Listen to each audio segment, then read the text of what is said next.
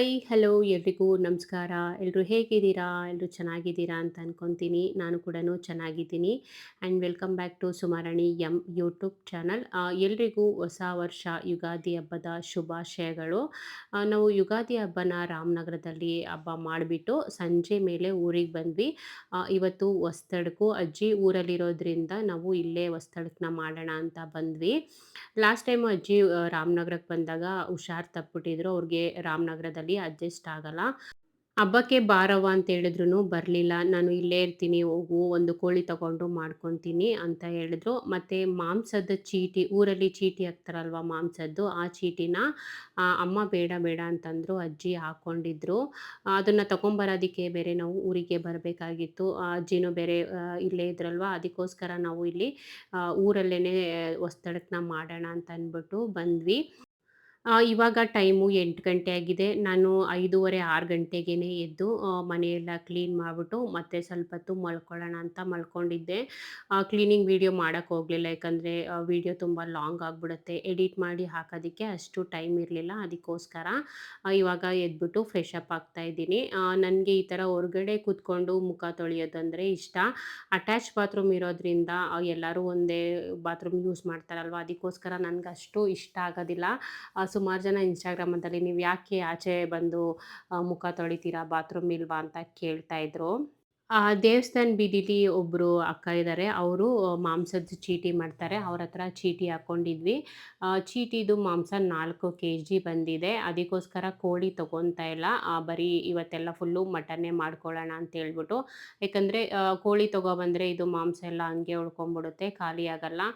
ಮತ್ತು ಇನ್ನೊಂದು ನಮ್ಮ ಮಕ್ಕಳಿಗೆಲ್ಲ ಚಿಕನ್ ತುಂಬ ಇಷ್ಟ, ಮಟನ್ ಅಷ್ಟು ಇಷ್ಟಪಡೋದಿಲ್ಲ. ಇನ್ನು ಚಿಕನ್ ತಂದುಬಿಟ್ರೆ ಮಾಂಸ ಫುಲ್ಲು ಹಾಗೆ ಉಳ್ಕೊಂಬಿಡುತ್ತೆ. ಅಜ್ಜಿ ಹೋಗ್ಬಿಟ್ಟು ಮಾಂಸ ಈಸ್ಕೊಬಂದಿದ್ದಾರೆ. ಅಮ್ಮ ಇವಾಗ ತೊಳಿತಾ ಇದ್ದಾರೆ. ನಾನು ಅವ್ರಿಗೆ ತೊಳೆಯೋದಕ್ಕೆ ಹೆಲ್ಪ್ ಮಾಡ್ತಾ ಇದ್ದೀನಿ. ಮಾಂಸನ ಒಂದು 4ರಿಂದ 5 ಸಲ ಕ್ಲೀನಾಗಿ ವಾಶ್ ಮಾಡ್ಕೊಂಡಿದ್ದಾರೆ. ಮತ್ತು ಗೊಜ್ಜಿಗೆ ಸಪ್ರೇಟು ಮಾಂಸ ಬರುತ್ತಲ್ವ, ಆ ಮಾಂಸಕ್ಕೆ ಸ್ವಲ್ಪ ಸುಣ್ಣ ಎಲ್ಲ ಹಾಕ್ಬಿಟ್ಟು ಕ್ಲೀನಾಗಿ ತೊಳೆದ್ಬಿಟ್ಟು ಮತ್ತು ಬಿಸಿ ನೀರಲ್ಲಿ, ತುಂಬ ಬಿಸಿ ನೀರಲ್ಲಿ ನೆನೆಸಿಟ್ಟು ಒಂದು ಅರ್ಧ ಗಂಟೆ ನೆನೆಸಿಟ್ಟು ಮತ್ತೆ ತಣ್ಣೀರಲ್ಲಿ ವಾಶ್ ಮಾಡಿಕೊಂಡು ಯೂಸ್ ಮಾಡ್ತೀವಿ. ಇನ್ನು ಮಟನ್ ಬಿರಿಯಾನಿ ಮಾಡೋದಕ್ಕೆ 3/4 ಕೆಜಿಯಷ್ಟು ಅಕ್ಕಿನ ಚೆನ್ನಾಗಿ ಒಂದು 2-3 ಸಲ ತೊಳೆದ್ಬಿಟ್ಟು ನೆನೆಸಿಟ್ಕೊಂಡಿದ್ದೀನಿ. ಮತ್ತು ಅರ್ಧಕ್ಕಿಂತ ಸ್ವಲ್ಪ ಜಾಸ್ತಿ ಕಂಡಾಗಿರೋ ಅಂಥ ಮಾಂಸನ ತೊಳೆದು ನೀರು ಸೋರಿಸಿ ಇಟ್ಕೊಂಡಿದ್ದೀನಿ. ಮತ್ತು ಬಿರಿಯಾನಿಗೆಲ್ಲ ರೆಡಿ ಮಾಡ್ಕೊಳ್ಳೋದಕ್ಕೆ ಅಮ್ಮನೂ ಹೆಲ್ಪ್ ಮಾಡ್ತಿದ್ದಾರೆ. ಆಲ್ಮೋಸ್ಟ್ ಅಮ್ಮನೇ ಎಲ್ಲ ಹೇಳ್ಕೊಡೋದು, ನಾನು ಜಸ್ಟು ಅವ್ರು ಹೇಳ್ಕೊಟ್ಟಂಗೆ ಮಾಡ್ತೀನಿ ಅಷ್ಟೇ. ಒಂದು ಕುಕ್ಕರ್ಗೆ ಇವಾಗ 3/4 ಕೆಜಿಯಷ್ಟು ಮಾಂಸನ ಹಾಕ್ಕೊತಾ ಇದ್ದೀನಿ. ಉರಿತಾ ಇಲ್ಲ, ಹಂಗೆ ಬೇಯಿಸ್ಕೊತಾ ಇರೋದು. ಅದಕ್ಕೆ ಒಂದು ಎಲೆ ಹಾಕ್ಕೊತಾ ಇದ್ದೀನಿ. 1 ಪೀಸಷ್ಟು ಚಕ್ಕೆ, ಒಂದು 4 ಲವಂಗ, ನಾನೊಂದೆರಡು ಜಾಸ್ತಿ ಹಾಕ್ಬಿಟ್ಟಿದ್ದೀನಿ, 2 ಏಲಕ್ಕಿ, ಒಂದು 5-6 ಪೀಸು ಶುಂಠಿ, ಒಂದು 5-6 ಪೀಸಷ್ಟು ಬೆಳ್ಳುಳ್ಳಿ, 4ರಿಂದ 5 ಹಸಿಮೆಣಸಿನ್ಕಾಯಿ, ಸ್ವಲ್ಪ ಕೊತ್ತಂಬರಿ ಸೊಪ್ಪು, ಒಂದು 1/4 ಟೇಬಲ್ ಸ್ಪೂನಷ್ಟು ಅರಿಶಿನ, 1 ಟೇಬಲ್ ಸ್ಪೂನಷ್ಟು ಉಪ್ಪು, ಒಂದು ದೊಡ್ಡ ಗ್ಲಾಸಲ್ಲಿ 1 ಗ್ಲಾಸ್ ಆಗುವಷ್ಟು ನೀರನ್ನ ಹಾಕ್ಬಿಟ್ಟು ಚೆನ್ನಾಗಿ ಮಿಕ್ಸ್ ಮಾಡಿಕೊಂಡು ಕುಕ್ಕರ್ ಮುಚ್ಚಳ ಮುಚ್ಚಿ 5ರಿಂದ 6 ವಿಷಿಲು ಕೂಗಿಸ್ಕೊಬೇಕು. ಒಂದೊಂದು ಸಲ ಮಾಂಸ ಚೆನ್ನಾಗಿ ಬೆಂದಿರುತ್ತೆ, ಒಂದೊಂದು ಸಲ ಚೆನ್ನಾಗಿ ಬೆಂದಿರೋದಿಲ್ಲ. ಹಂಗೇನಾದರೂ ಬೆಂದಿಲ್ಲ ಅಂದರೆ ಕುಕ್ಕರ್ ಮುಚ್ಚಳ ತೆಗೆದು ನೋಡಿಕೊಂಡು ಮತ್ತೆ ಕುಕ್ಕರ್ ಮುಚ್ಚಳ ಮುಚ್ಚಿ 3ರಿಂದ 4 ವಿಷಿಲು ಕೂಗಿಸ್ಕೊಂಡ್ರೆ ಆಯಿತು, ಚೆನ್ನಾಗಿರುತ್ತೆ. ಮಾಂಸ ಚೆನ್ನಾಗಿ ಬೆಂದರೆ ಮಟನ್ನು ತಿನ್ನೋದಕ್ಕೆ ಚೆನ್ನಾಗಿರುತ್ತೆ. ಮತ್ತು ಮಸಾಲೆನ ರೆಡಿ ಮಾಡ್ಕೊಳ್ಳೋದಕ್ಕೆ ಇವಾಗ ಒಂದು ಜಾರಿಗೆ 2 ಟೇಬಲ್ ಸ್ಪೂನಷ್ಟು ಧನಿಯಾ, ಖಾರಕ್ಕೆ 4ರಿಂದ 5 ಒಣಮೆಣಸಿನ್ಕಾಯಿ, 1/4 ಟೇಬಲ್ ಸ್ಪೂನಷ್ಟು ಜೀರಿಗೆ, ಸ್ವಲ್ಪ ಸ್ಪೈಸಸ್ನ ತಗೊಂಡಿದ್ದೀನಿ, 1/4 ಟೇಬಲ್ ಸ್ಪೂನಷ್ಟು ಸೋಂಕಾಳು, ಒಂದು 4 ಕಾಳಷ್ಟು ಮೆಂತ್ಯ, ಒಂದು 4-5 ಲವಂಗ, 3 ಚಕ್ಕೆ ಮತ್ತು ಮೊಗ್ಗು, ಒಂದು 3 ಏಲಕ್ಕಿ, 2 ಗೆಡ್ಡೆ ಬೆಳ್ಳುಳ್ಳಿನ ಬಿಡಿಸಿ ಹಾಕ್ಕೊತಾ ಇದ್ದೀನಿ, ಒಂದು 6ರಿಂದ 7 ಪೀಸ್ ಆಗುವಷ್ಟು ಶುಂಠಿ, ಒಂದು 4 ಹಸಿಮೆಣಸಿನ್ಕಾಯಿ, ಒಂದು ಸ್ವಲ್ಪ ನೀರನ್ನ ಹಾಕ್ಕೊಂಡು ನೈಸಾಗಿ ರುಬ್ಕೊಬೇಕು. ಒಣಮೆಣ್ಸಿನ್ಕಾಯಿ ಹಾಕಿದ್ದೀವಿ, ಹಸಿಮೆಣ್ಸಿನ್ಕಾಯಿ ಹಾಕಿದ್ರೆ ಟೇಸ್ಟು ಚೆನ್ನಾಗಿರುತ್ತೆ. ಅದಕ್ಕೋಸ್ಕರ ಒಂದು 4 ಹಸಿಮೆಣ್ಸಿನ್ಕಾಯಿನ ಹಾಕ್ಕೊಂಡಿದ್ದೀನಿ. ನೈಸಾಗಿ ರುಬ್ಕೊಂಡಾದ್ಮೇಲೆ 3ರಿಂದ 4 ಟೊಮೆಟೊನ ಕಟ್ ಮಾಡಿ ಇಟ್ಕೊಂಡಿದ್ದೀನಿ. ಅದು ಕೂಡನು ಸೇರಿಸ್ಕೊಂಡು ನೈಸಾಗಿ ರುಬ್ಕೊಬೇಕು. ಧನಿಯಾ, ಒಣಮೆಣಸಿನ್ಕಾಯಿ ಎಲ್ಲ ಏನು ಫ್ರೈ ಮಾಡದೆ ಹಾಕ್ಕೊಂಡಿರ್ತೀವಲ್ವ, ಬೇಗ ನುಣ್ಣಗಾಗೋದಿಲ್ಲ. ಒಂದು ಸ್ವಲ್ಪ ಸ್ವಲ್ಪ ನೀರನ್ನ ಹಾಕ್ಕೊಂಡು ನೈಸಾಗಿ ರುಬ್ಕೊಬೇಕು. ನೈಸಾಗಿ ರುಬ್ಕೊಂಡ್ರೆ ಚೆನ್ನಾಗಿರುತ್ತೆ ಮಸಾಲೆ. ಮತ್ತು ನನ್ನ ಮಗ ಇಲ್ಲಿ ಅಂಗಡಿಗೆ ರೂಢಿ ಆಗ್ಬಿಟ್ಟಿದ್ದಾನೆ. ಚಿಪ್ಸ್ ತೊಗೊಬಂದೆಲ್ಲ ತಿಂತಾನೆ. ಇಲ್ಲಿ ಏನು ಅಷ್ಟು ಚೆನ್ನಾಗಿರೋದಿಲ್ಲ. ಯಾಕಂದರೆ ತುಂಬ ದಿನ ಆಗಿರುತ್ತೆ. ಎಷ್ಟು ಹೇಳಿದ್ರು ಕೇಳೋದಿಲ್ಲ. ದುಡ್ಡು ಅಜ್ಜಿ ಹತ್ರ ಈಸ್ಕೊಂಡು ಹೋಗ್ಬಿಟ್ಟು, ಇಲ್ಲಾಂದರೆ ಅಜ್ಜಿ ಅಂಗಡಿಗೆ ಹೋದಾಗ ತೊಗೊಬಂದ್ಬಿಡ್ತಾನೆ. ಒಂದೇ ಒಂದು ಕೊಡು ಅಂತಂದರೆ ಈ ಥರ ಆಟ ಆಡಿಸ್ತಾನೆ. ತಿನ್ನೋದಂದರೆ ಸಾಕು, ಒಂಚೂರು ಕೊಡೋದಿಲ್ಲ. ಸಖತ್ತು ಇಷ್ಟ ತಿಂಡಿ ಅಂತ ಹೇಳಿದ್ರೆ. ನಾವು ಜಾಸ್ತಿ ಹೊರ್ಗಡೆ ತಿಂಡಿನ ಕೊಡ್ಸೋದಿಲ್ಲ. ಈ ಥರ ಊರಿಗೆ ಬಂದಾಗ ರೂಢಿ ಆಗ್ಬಿಡ್ತಾರೆ. ಯಾಕಂದರೆ ಅಂಗಡಿ ಹತ್ರನೇ ಇರುತ್ತಲ್ವ, ತೊಗೊಬಂದ್ಬಿಡ್ತಾರೆ ಹೋಗ್ಬಿಟ್ಟು. ಇಲ್ಲಾದರೆ ರಾಮನಗರದಲ್ಲಾದರೆ ಹೋಗೋದಕ್ಕಾಗೋದಿಲ್ಲ. ಮತ್ತು ಬಿರಿಯಾನಿಗೆ ಬೇಕಾಗಿರೋದನ್ನೆಲ್ಲ ಕಟ್ ಮಾಡಿ ಇಟ್ಕೊಂಡಿದ್ದೀನಿ. ಮಾಂಸ ಕೂಡನು ಚೆನ್ನಾಗಿ ಬಂದಿದೆ. ಈ ಸಲ ತುಂಬ ಚೆನ್ನಾಗಿದೆ ಮಾಂಸ. ಲಾಸ್ಟ್ ಟೈಮು ತೊಗೊಬಂದಾಗ ಮಾಂಸ ಎಷ್ಟು ಬೇಯಿಸಿದ್ರೂ ಬೆಂದೇ ಇರಲಿಲ್ಲ. ಈ ಸಲ ತುಂಬ ಬೇಗ ಬೆಂದಿದೆ. ಚೆನ್ನಾಗೂ ಕೂಡ ಇದೆ ಮಾಂಸ. ಇವಾಗ ಮಾಂಸ ಬೇಯಿಸ್ಕೊಂಡಾದ್ಮೇಲೆ ಒಂದು ಪಾತ್ರೆಗೆ ಇಟ್ಕೊಂಡಿದ್ದೀನಿ. ಅದೇ ಪಾತ್ರೆಯಲ್ಲಿ ಮತ್ತು ಇವಾಗ ಬಿರಿಯಾನಿ ಮಾಡ್ಕೊಳ್ಳೋದಕ್ಕೆ ಒಂದು 4ರಿಂದ 5 ಟೇಬಲ್ ಸ್ಪೂನಷ್ಟು ಎಣ್ಣೆನ ಹಾಕ್ಕೊತಾ ಇದ್ದೀನಿ.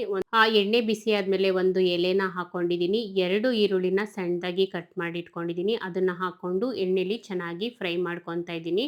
ಈರುಳ್ಳಿ ಸ್ವಲ್ಪ ಬ್ರೌನ್ ಕಲರ್ ಆಗೋವರೆಗೂ ಚೆನ್ನಾಗಿ ಎಣ್ಣೆಲಿ ಫ್ರೈ ಮಾಡ್ಕೊಬೇಕು. ಇವಾಗ ರುಬ್ಕೊಂಡಿರೋ ಮಸಾಲೆನ ಹಾಕ್ಕೊತಾ ಇದ್ದೀನಿ. ನೀರು ಹಾಕಬಾರ್ದು. ಫಸ್ಟು ಎಣ್ಣೆಲಿ ಮಸಾಲೆನ ಚೆನ್ನಾಗಿ ಫ್ರೈ ಮಾಡ್ಕೊಬೇಕು, ಎಣ್ಣೆ ಬಿಟ್ಕೊಳ್ಳೋವರೆಗೂ. ನಾನಿಲ್ಲಿ ಸ್ವಲ್ಪ ಪ್ಲೇಟ್ ಮುಚ್ಕೊಂಡು ಅವಾಗವಾಗ ತಿರುಗಿಸ್ಕೊಂಡು ಮಸಾಲೆನ ಚೆನ್ನಾಗಿ ಬೇಯಿಸ್ಕೊಂಡಿದ್ದೀನಿ. ಯಾವಾಗಲೂ ಒಂದೇ ಥರ ಮಾಡ್ತಾ ಇರ್ತೀವಲ್ವ, ಸ್ವಲ್ಪ ಡಿಫ್ರೆಂಟಾಗಿರಲಿ ಅಂತಂದ್ಬಿಟ್ಟು ಮಾಡಿದ್ದೀನಿ. ಮಸಾಲೆದು ಹಸಿ ಸ್ಮೆಲ್ ಹೋಗೋವರೆಗೂ ಚೆನ್ನಾಗಿ ಫ್ರೈ ಮಾಡ್ಕೊಂಡಾದ್ಮೇಲೆ ಬೇಯಿಸ್ಕೊಂಡಿರೋ ಮಾಂಸನ ಹಾಕ್ಕೊಂಡು ಮಸಾಲೆ ಜೊತೆಗೆ ಚೆನ್ನಾಗಿ ಮಿಕ್ಸ್ ಮಾಡಿಕೊಂಡು ತಿರುಗಿಸ್ಕೊಬೇಕು. ಉರಿನ ಸ್ವಲ್ಪ ಲೋ ಫ್ಲೇಮಲ್ಲಿ ಇಟ್ಕೊಂಡು ಬೇಯಿಸ್ಕೊಬೇಕು, ಇಲ್ಲಾಂದರೆ ಮಸಾಲೆ ಸೀದೋಗ್ಬಿಡುತ್ತೆ. ಏಕೆಂದರೆ ನೀರು ಹಾಕಿರಲ್ವಲ್ಲ, ಅದಕ್ಕೋಸ್ಕರ. ಇವಾಗ ಬೇಯಿಸ್ಕೊಂಡಿರೋ ಮಾಂಸದ ನೀರು ಮತ್ತು ಜಾರ್ ತೊಳ್ಕೊಂಡಿರೋ ನೀರನ್ನ ಸೇರಿಸ್ಕೊಂಡಿದ್ದೀನಿ. ರುಚಿಗೆ ತಕ್ಕಷ್ಟು ಉಪ್ಪನ್ನ ಹಾಕ್ಕೊತಾ ಇದ್ದೀನಿ. ನಾನು 1 ಗ್ಲಾಸ್ ಅಕ್ಕಿಗೆ 1 ಗ್ಲಾಸ್ ನೀರನ್ನ ಅಳತೆ ಪ್ರಕಾರ ಹಾಕ್ಕೊಂಡಿದ್ದೀನಿ. ನೀರು ಹಾಕ್ಕೊಂಡಾದ್ಮೇಲೆ ಮುಚ್ಚಳ ಮುಚ್ಚಿ ಚೆನ್ನಾಗಿ ಕುದಿಸ್ಕೊಂಡಿದ್ದೀನಿ. ಅಲ್ಲಲ್ಲೇ ತಿರುಗಿಸ್ಕೊತಾ ಇರಬೇಕು, ಇಲ್ಲಾಂದರೆ ತಳ ಹಿಡ್ಕೊಂಬಿಡುತ್ತೆ. ಸ್ವಲ್ಪ ಚೆನ್ನಾಗಿ ಕುದಿ ಬಂದಾದಮೇಲೆ ನಾನು 1 ಅವರು ಅಕ್ಕಿನ ನೆನೆಸಿಟ್ಟಿದ್ದೆ. ಇವಾಗ ಅಕ್ಕಿನ ಹಾಕ್ಕೊತಾ ಇದ್ದೀನಿ. ಅಕ್ಕಿನ ಹಾಕ್ಕೊಂಡು ಚೆನ್ನಾಗಿ ತಿರುಗಿಸ್ಕೊಬೇಕು. ಬೇಕಿದ್ರೆ ಸ್ವಲ್ಪ ಕೊತ್ತಂಬರಿ ಸೊಪ್ಪನ್ನ ಹಾಕ್ಕೊಂಡು 2ರಿಂದ 3 ವಿಷಿಲು ಕೂಗಿಸ್ಕೊಬೋದು. ನಾವು ವಿಷಿಲ್ ಕೂಗಿಸ್ಕೊಳ್ಳೋದಿಲ್ಲ, ಹಾಗೆ ಮಾಡ್ತೀವಿ. ಏಕೆಂದರೆ ಆ ಮಸಾಲೆ ಎಲ್ಲ ಮೇಲ್ಗಡೆ ಬಂದ್ಬಿಟ್ಟಿರುತ್ತೆ, ಅನ್ನ ಎಲ್ಲ ಕೆಳಗಡೆ ಉಳ್ಕೊಂಬಿಟ್ಟಿರುತ್ತೆ. ಟೇಸ್ಟು ಅಷ್ಟು ಚೆನ್ನಾಗಿ ಇರೋದಿಲ್ಲ. ಇವಾಗ ಸ್ವಲ್ಪ ಕೊತ್ತಂಬರಿ ಸೊಪ್ಪನ್ನ ಮತ್ತು ಸ್ವಲ್ಪ ಪುದೀನ ಸೊಪ್ಪನ್ನ ಸಣ್ಣದಾಗಿ ಕಟ್ ಮಾಡ್ಕೊಂಡಿದ್ದೀನಿ. ಅದನ್ನು ಸೇರಿಸ್ಕೊಂಡು ಮತ್ತೆ ಚೆನ್ನಾಗಿ ಮಿಕ್ಸ್ ಮಾಡಿಕೊಂಡು ಕುಕ್ಕರ್ ಮುಚ್ಚಳ ಮುಚ್ಚಿ ಲೋ ಫ್ಲೇಮಲ್ಲಿ ಇಟ್ಕೊಂಡು ಅನ್ನನ ಮಾಡ್ಕೊತಾ ಇದ್ದೀನಿ. ನಮ್ಮಮ್ಮನಿಗೆ ಈ ಥರ ಅನ್ನ ಮಾಡಿದ್ರೆ ಇಷ್ಟ. ಅನ್ನ ಸಾಫ್ಟಾಗಿರುತ್ತೆ. ಅಕ್ಕಿನ ನೆನೆಸ್ಕೊಂಡಿರ್ತೀವಲ್ವ, ಅನ್ನ ಸಾಫ್ಟಾಗಿ ಚೆನ್ನಾಗಾಗುತ್ತೆ ಮತ್ತು ರುಚಿ ಕೂಡ ಚೆನ್ನಾಗಿರುತ್ತೆ. ಮಸಾಲೆ ಚೆನ್ನಾಗಿ ಮಿಕ್ಸ್ ಆಗಿರುತ್ತಲ್ವ, ಅದಕ್ಕೋಸ್ಕರ ಅನ್ನ ಟೇಸ್ಟಿಯಾಗಿ ಚೆನ್ನಾಗಿ ಬರುತ್ತೆ. ಇವಾಗ ಮಟನ್ ಬಿರಿಯಾನಿ ರೆಡಿಯಾಗಿದೆ. ಇವಾಗ ಎಲ್ಲರೂ ಊಟ ಹಾಕ್ಕೊಂಡು ಮಾಡಬೇಕು. ನಮ್ಮ ಅಕ್ಕಪಕ್ಕ ಮನೆಯವರೆಲ್ಲ ಆಲ್ರೆಡಿ 3 ಗಂಟೆಗೆ ಮಾಂಸ ತೊಗೊಬಂದಿದ್ರು. ಎಲ್ಲ ಬೆಳಗ್ಗೆ ಬೇಗ ಎದ್ದು ಎಲ್ಲ ಮಾಡ್ಕೊಂಬಿಟ್ಟಿದ್ದಾರೆ. ನಾವು ಸ್ವಲ್ಪ ಯಾವಾಗಲೂ ಲೇಟೇ, ಅದಕ್ಕೋಸ್ಕರ ಲೇಟ್ ಆಗಿಬಿಟ್ಟಿದೆ. ಈಗ ಆಲ್ಮೋಸ್ಟ್ 11 ಗಂಟೆ ಆಗಿದೆ. ಇವಾಗ ನಾಷ್ಟ ಮಾಡ್ತಾಯಿದ್ದೀವಿ. ಅಮ್ಮ ಎಲ್ಲರಿಗೂ ಊಟ ಹಾಕ್ಕೊಡ್ತಾ ಇದ್ದಾರೆ. ನಾನು ಕೂಡ ಹೆಲ್ಪ್ ಮಾಡ್ತಾ ಇದ್ದೀನಿ. ನಮ್ಮನೇಲಿ ಯೂಶಲಿ ಮಟನ್ ಎಲ್ಲ ತೊಗೊಬರೋದಿಲ್ಲ. ಜಾಸ್ತಿ ಚಿಕನ್ನೇ ನಾವು ಮಾಡೋದು. ಏಕೆಂದರೆ ನಮ್ಮನೇಲಿ ಮಕ್ಕಳು ಯಾರೂ ಅಷ್ಟು ಮಟನ್ನ ಇಷ್ಟಪಡೋದಿಲ್ಲ. ಅಜ್ಜಿ ಮತ್ತು ಅಮ್ಮನಿಗೆ ಮಟನ್ ಇಷ್ಟ. ನನಗೂ ಏನೂ ಅಷ್ಟು ಇಷ್ಟ ಆಗೋದಿಲ್ಲ. ಯಾವಾಗಾದರೂ ಮಟನ್ ಕೈಮಾ ತೊಗೊಬಂದು ಮಾಡ್ಕೊತೀವಷ್ಟೇ. ಮತ್ತು ಇಲ್ಲಿ ಊರಿಗೆ ಬಂದುಬಿಟ್ರೆ ನಮ್ಮ ಮಕ್ಕಳು ಮನೆಯೇ ಸೇರೋದಿಲ್ಲ. ಯಾವಾಗಲೂ ಆಚೆನೇ ಇರ್ತಾರೆ. ಅಕ್ಕಪಕ್ಕ ಮನೆ ಮತ್ತು ಹುಡುಗರೆಲ್ಲ ಇರ್ತಾರಲ್ವ, ಅವ್ರ ಜೊತೆ ಎಲ್ಲ ಆಟ ಆಡಿಕೊಂಡು ಇರ್ತಾರೆ. ಮನೆಯೇ ಸೇರೋದಿಲ್ಲ. ಇನ್ನೊಬ್ಬ ಚಿಕ್ಕೋನಂತೂ ಮನೆಗೆ ಬಂದಿಲ್ಲ. ಊಟ ಮಾಡೋ ಬಾರೋ ಅಂತ ಕರೀತಾ ಇದ್ರೂ ಬಂದೇ ಇಲ್ಲ. ಇವರಿಬ್ಬರಿಗೆ ಬೈದು ಕರೆದಿರೋದಕ್ಕೆ ಬಂದು ಊಟ ಮಾಡ್ತಿದ್ದಾರೆ. ಚಿಕ್ಕೋನಂತೂ ಪಕ್ಕದ ಮನೆಯವ್ರ ಮನೇಲಿ ಹೋಗ್ಬಿಟ್ಟು ಮೊಸರನ್ನ ತಿನ್ಕೊಬಂದಿದ್ದಾನೆ. ನಿನ್ನೆ ಅವ್ರ ಮನೇಲಿ ಮೊಸರನ್ನ ತಿನ್ಕೊಬಾರೋ ಅಂತ ಕಳಿಸಿದರೆ, ಇವತ್ತು ಹೋಗ್ಬಿಟ್ಟು ನನಗೆ ಮೊಸರನ್ನ ಬೇಕು ಅಂತ ಹಾಕಿಸ್ಕೊಂಡು ತಿಂದಿದ್ದಾನೆ. ಮನೆಗೆ ಬಂದಿಲ್ಲ ಊಟ ಮಾಡೋದಕ್ಕೆ. ಆಮೇಲಿಂದ ಸ್ವಲ್ಪ ನಾನೇ ತಿನ್ನಿಸ್ತೀನಿ. ಇನ್ನು ಮಧ್ಯಾಹ್ನಕ್ಕೆ ಮಟನ್ ಸಾಂಬಾರು ಮತ್ತು ಮಟನ್ ಗೊಜ್ಜೆಲ್ಲ ಮಾಡಬೇಕು. ಇವಾಗ ಸ್ವಲ್ಪ ಹೊತ್ತು ನಾಷ್ಟ ಎಲ್ಲ ಆಯ್ತಲ್ವಾ, ಇವಾಗ ಒಂದು ಸ್ವಲ್ಪ ಹೊತ್ತು ರೆಸ್ಟ್ ಮಾಡೋಣ ಅಂತೇಳ್ಬಿಟ್ಟು, ಯಾಕಂದರೆ ಬಿಸಿಲು ಸಿಕ್ಕಾಬಟ್ಟೆ ಟಯರ್ಡ್ ಆಗ್ತಿತ್ತು. ಅಮ್ಮ ಮತ್ತು ಅಜ್ಜಿ ಎಲ್ಲ ಎದುರುಗಡೆ ಮನೇಲಿ ಮಾತಾಡ್ಕೊಂಡು ಕೂತಿದ್ದಾರೆ. ನಾನು ಒಳಗಡೆ ರೆಸ್ಟ್ ಮಾಡ್ತಾ ಇದ್ದೀನಿ. ನೆಕ್ಸ್ಟ್ ವೀಡಿಯೋದಲ್ಲಿ ಕಂಟಿನ್ಯೂ ಮಾಡ್ತೀನಿ. ಅಲ್ಲಿವರೆಗೂ ಟೇಕ್ ಕೇರ್. ಬಾಯ್.